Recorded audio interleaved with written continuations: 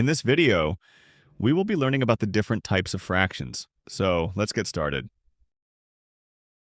Fractions can be broken up into two groups: common fractions and mixed numbers.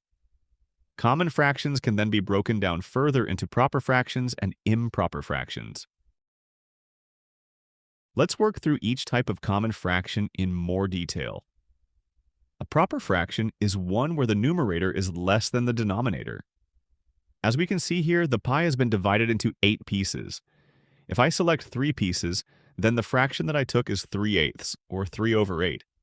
As you can see, the numerator is less than the denominator, so this is a proper fraction. An improper fraction is one where the numerator is greater than the denominator. As we can see here, there are 2 pies where both have been divided into 8 equal pieces each. If I select one of the pies and then an additional 3 pieces from the other pie, altogether I have selected 11 pieces. The fraction would therefore be 11/8 or 11/8. As you can see, the numerator is greater than the denominator, so this is an improper fraction. A mixed number is a combination of a whole number and a proper fraction. A mixed number is a way of splitting an improper fraction into its whole number and proper fraction components.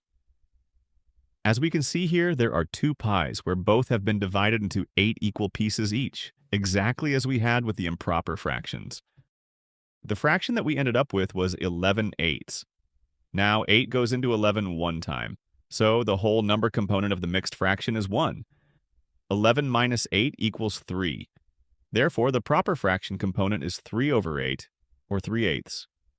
Finally, the mixed number would then be 1 and 3/8. Well, we have come to the end of this video. Thank you so much for watching, and if you found this video helpful, then check out these ones next.